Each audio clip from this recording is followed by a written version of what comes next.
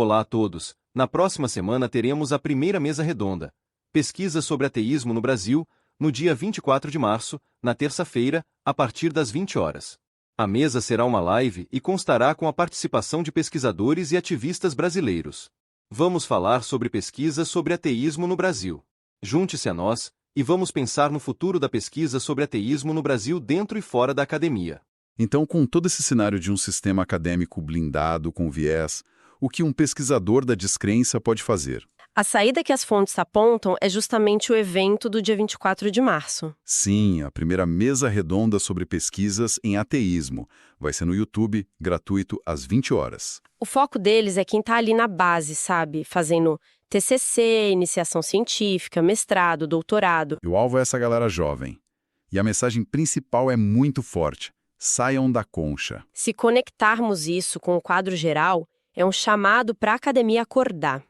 Os ateus são historicamente defensores ferozes da ciência, mas continuam marginalizados dentro da própria estrutura que eles defendem. Então, o que tudo isso significa?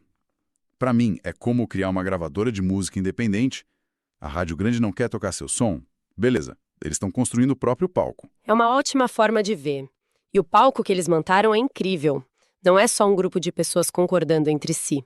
O painel é super diverso. Tem de tudo, né? Tem o Jorge Guerra Pires, que é doutor em bioinformática, junto com o Ricardo Cortes Lopes, que é doutor em sociologia. Colisões de disciplinas. Tem o Guilherme Natividade, das ciências sociais, a Kelly Cristina Gaia Viva, da história, além dos jornalistas e analistas mediando isso tudo. Imagina o rigor que sai de um debate entre um bioinformata e um sociólogo sobre como medir a descrença na sociedade. O atrito ali gera a qualidade que falta nessas revistas com viés. E a parte mais legal do panfleto é que eles abrem espaço para a audiência sugerir nomes de pesquisadores e trabalhos. Eles estão mapeando a comunidade em tempo real, furando aquele bloqueio da revisão por pares isolada. É uma rede de proteção mesmo. Bom, que jornada a gente fez hoje com essas fontes? Bem-vindos ao debate. Hoje a gente analisa um ponto de tensão que surge a partir de um estudo longitudinal específico e, claro, das críticas que ele gerou. É sobre a relação em que a criação religiosa na adolescência e certos resultados da vida adulta. O estudo ele aponta associações positivas, como, por exemplo, menor uso de drogas e maior bem-estar psicológico. Só que críticas substanciais questionam não só a causalidade, mas principalmente a omissão de possíveis custos sociais negativos. Precisamente. E isso coloca a gente diante de uma questão central, sabe? Que vem direto do material que estamos analisando. Como é que a gente equilibra os potenciais benefícios individuais que o estudo sugere, tipo um jovem adulto que usa menos substâncias, com os riscos sociais que essa mesma pesquisa ignora, como a possibilidade de reforçar preconceitos, intolerância? Nossa análise hoje se debruça sobre o estudo Associations of Religious Upbringing, de Shen e van der Wiel. E, claro, as críticas que vieram depois. Exato. Eu vou abordar a perspectiva que valoriza mais as associações positivas que foram documentadas no estudo, ressaltando assim a força estatística de algumas correlações encontradas entre práticas religiosas na juventude e indicadores posteriores de saúde e bem-estar. E eu vou apresentar a visão mais crítica, argumentando que as conclusões sobre causa e efeito são frágeis por causa de limitações metodológicas importantes e, fundamentalmente, que, ao ignorar potenciais danos sociais, o estudo oferece uma perspectiva, assim, incompleta, levantando questões bem sérias sobre o balanço real entre benefícios e malefícios. Vamos então aos dados, né? O estudo de Shen e van der Wiel, que saiu no American Journal of Epidemiology em 2018, ele é robusto na escala. Acompanhou milhares de adolescentes, com idade média ali perto dos 15 anos, por um período longo, de 8 a 14 anos, usando dados de coortes bem conhecidas, o GUTS e o Nurses Health Study 2. E as associações que eles encontraram, elas chamam a atenção. Por exemplo, ir à igreja toda semana na adolescência se correlacionou lá na frente na vida adulta jovem com maior satisfação com a vida, mais afeto positivo, maior chance de fazer voluntariado, maior senso de propósito, de perdão. No campo dos comportamentos de risco, essa mesma frequência semanal se associou a uma menor probabilidade de usar maconha, começar a vida sexual mais tarde e ter menos parceiros sexuais. E resultados parecidos foram vistos para quem rezava ou meditava todo dia. Os autores, assim, foram bem cuidadosos com a estatística, usaram ajustes para múltiplas comparações e calcularam os chamados e-values. Para a gente entender, o e-value é como se fosse a força que um fator de confusão que a gente não mediu, algo fora do controle do estudo, precisaria ter para anular completamente a associação encontrada. Para alguns resultados, tipo o uso de drogas e comportamento sexual, esses e-values foram bem altos, sabe? Indicando que precisaria de um fator externo muito forte para explicar toda a correlação. Isso sugere que as associações são resistentes.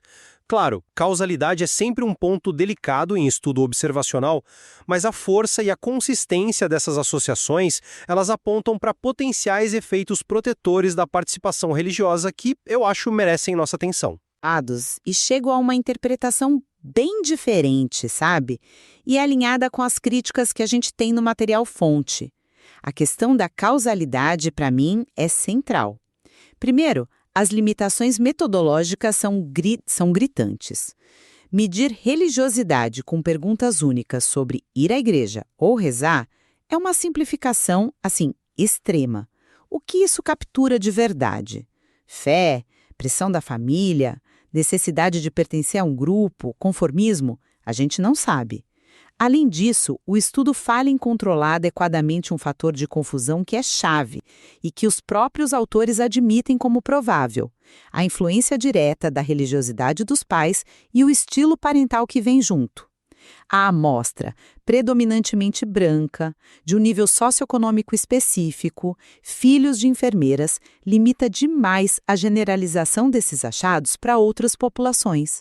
E não dá para a gente ignorar o viés do autorrelato, né? Jovens religiosos podem ter uma tendência maior a relatar comportamentos que são socialmente mais aceitos e aí subnotificar uso de droga ou atividade sexual. Isso tudo leva a gente para a hipótese do contexto social. Talvez ir à igreja funcione só como marcador para a integração social, para suporte da comunidade, para supervisão dos pais, para uma vida mais estruturada. Não seria a religião em si, entende? Mas todo o pacote social que vem junto. Será que ambientes seculares, mas com níveis parecidos de estrutura e suporte, não poderiam produzir efeitos semelhantes? É uma pergunta que o estudo não responde. Mas a minha crítica mais, incisiva baseada nas análises é o foco seletivo e a omissão, que é gritante. O estudo celebra a possível redução no uso de maconha, mas fica em silêncio total sobre potenciais custos sociais gravíssimos. Cadê a análise sobre aumento de preconceito contra pessoas LGBTQIA+, ou contra mulheres, contra ateus, onde se discute a exclusão social, o dogmatismo, ou impacto na saúde mental de jovens de minorias dentro de comunidades religiosas que podem ser hostis? Essa omissão, ela não é pequena. Ela levanta justamente a questão central que a gente mencionou. Vale a pena um potencial benefício individual menos uso de maconha? Vá lá. Se o mesmo ambiente pode estar ligado a fomentar intolerância e exclusão. Ao ignorar essa dimensão, o estudo apresenta um quadro, na minha visão, perigosamente desequilibrado. Olha, eu reconheço que fatores de confusão são sempre uma possibilidade nesse tipo de estudo, nos observacionais. Contudo, a gente não pode ignorar que o estudo ajustou para um número bem considerável de variáveis. Fatores sociodemográficos, saúde da mãe, histórico de depressão, até mesmo os níveis anteriores dos resultados medidos, quando tinha esse dado. Isso ajuda a mitigar, por exemplo, a causalidade reversa. E eu insisto nos i-values que estão lá detalhados na tabela 4 do artigo. Para anular completamente a associação entre ir à igreja toda semana e usar menos maconha, um fator não medido teria que estar associado tanto à frequência religiosa quanto ao uso de maconha por um fator de risco de 1,70, Isso depois de todos os ajustes que eles já fizeram. Um fator de 1,70 não é desprezível, mas também não é impossível, concorda? Especialmente quando a gente pensa em fatores complexos, difíceis de medir, como a dinâmica familiar e a influência específica dos pais ligada à religião, que, como a gente falou, não foram bem controlados. Sim, mas para iniciação sexual precoce, o I-velho sobe para 2,45. Isso significa que esse fator de confusão não medido precisaria ter uma associação ainda mais forte com as duas coisas, a prática religiosa e o início da vida sexual, para explicar o resultado sozinho.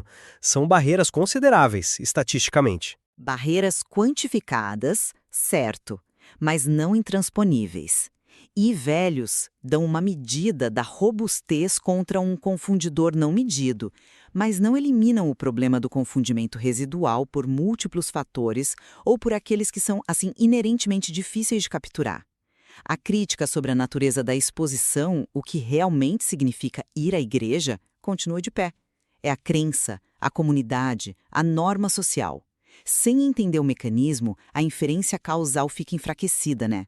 O desenho longitudinal também é um ponto forte, eu acho. Ele estabelece que a prática religiosa na adolescência veio antes dos resultados na vida adulta jovem, o que fortalece a plausibilidade de uma influência causal, mesmo que não prove definitivamente. As associações, pelo menos para certos comportamentos de risco, são estatisticamente robustas e resistiram às análises de sensibilidade. Mas essa robustez estatística, em alguns pontos, não pode esconder a questão fundamental da seletividade e da omissão, que é central na crítica ao estudo, concorda?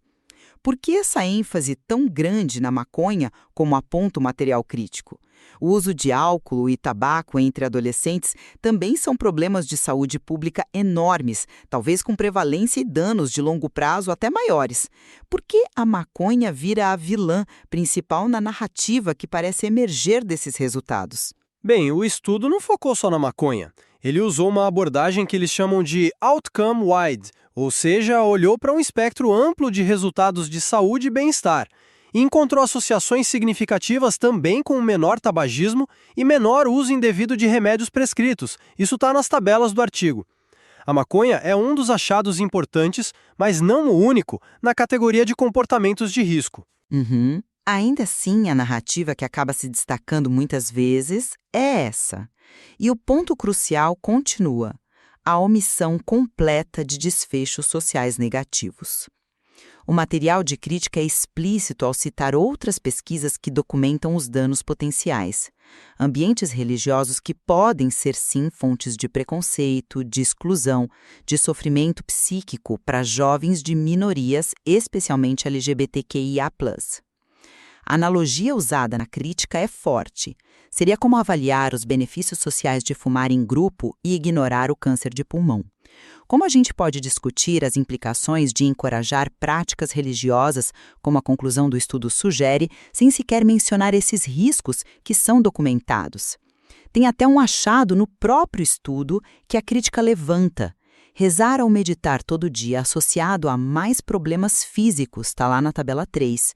Isso não poderia indicar, por exemplo, uma possível negligência com cuidados médicos convencionais em alguns casos? Ignorar tudo isso resulta numa visão unilateral, perigosamente unilateral. A ausência da medição de danos sociais é de fato uma limitação do escopo do estudo. Ninguém está contestando isso.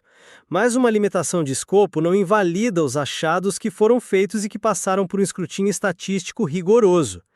Ela restringe as conclusões que a gente pode tirar, claro, e aponta para a necessidade de mais pesquisa, mas não apaga as correlações positivas encontradas para bem-estar psicológico, para forças de caráter e para a redução de certos comportamentos de risco. O estudo mediu o que se propôs a medir dentro de um paradigma que é comum na pesquisa em saúde pública e desenvolvimento juvenil. E quanto à interpretação e as implicações, é fundamental a gente notar a própria linguagem cuidadosa usada na conclusão do estudo. Eles sugerem que encorajar a frequência a serviços e práticas privadas em adolescentes que já possuem crenças religiosas, e esse grifo é importante, pode ser um caminho significativo de desenvolvimento e apoio, possivelmente levando a melhor saúde e bem-estar. Não se trata de proselitismo, mas de um apoio a quem já está nesse caminho. A gente deve dar peso aos aspectos positivos que foram associados de forma robusta, Maior satisfação com a vida, afeto positivo, desenvolvimento de virtudes cívicas como voluntariado, perdão, além da redução de comportamentos de risco. O estudo identifica fatores potencialmente protetores que são relevantes para uma parcela da população jovem. Aí eu discordo veementemente dessa interpretação das implicações e as críticas que a gente analisou me dão bastante suporte para isso. Chamar de cuidadosa uma conclusão que sugere encorajar essas práticas, mesmo que seja para quem já crê, sem sequer mencionar os riscos sociais documentados em outras fontes, me parece problemático, para dizer o mínimo. Como a gente consegue separar o religioso do social, a rede de apoio, as normas, a supervisão dos pais? Isso vem junto com ir à igreja em muitos casos. O estudo não isola o efeito da crença ou da prática espiritual em si e ignora que algumas doutrinas ou comunidades são sim fontes de exclusão e preconceito. A comparação com quem nunca frequenta também é falha, né? Essas pessoas têm resultados piores por falta de religião ou por falta da estrutura e do suporte social que os frequentadores recebem, digamos, de brinde.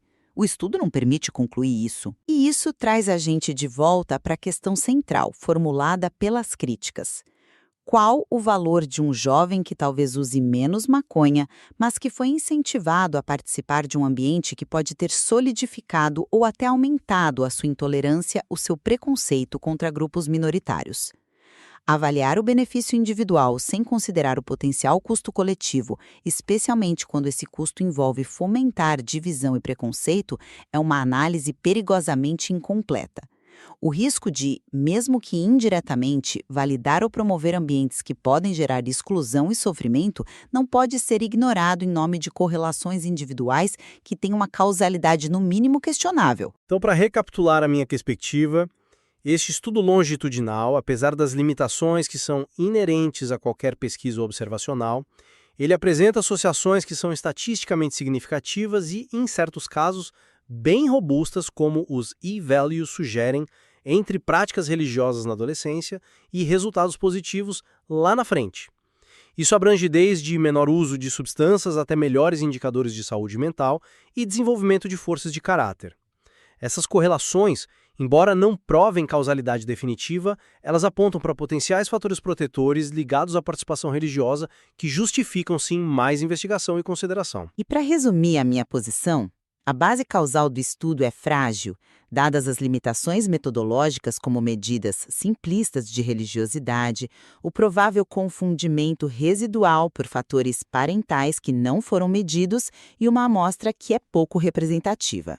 Mais importante, porém, é a visão distorcida que emerge de um estudo que celebra potenciais benefícios individuais enquanto ignora completamente os danos sociais significativos como o reforço do preconceito e da exclusão que podem estar associados a esses mesmos ambientes religiosos.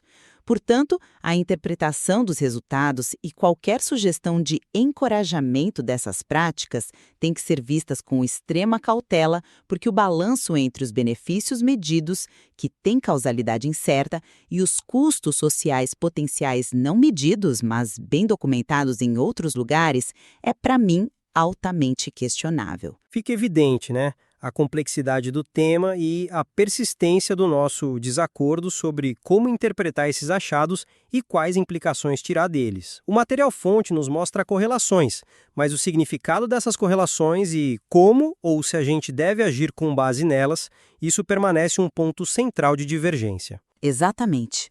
E essa análise demonstra a necessidade de abordar essas questões considerando múltiplas facetas. O bem-estar do indivíduo, sim, claro, mas também, e de forma muito crítica, o impacto coletivo e social das práticas e das instituições que estão em jogo. A tensão entre o benefício individual potencial e o custo social potencial é o cerne da questão levantada pelo estudo e por suas críticas. E o material que a gente tem oferece ainda mais elementos para quem busca aprofundar essa reflexão tão necessária.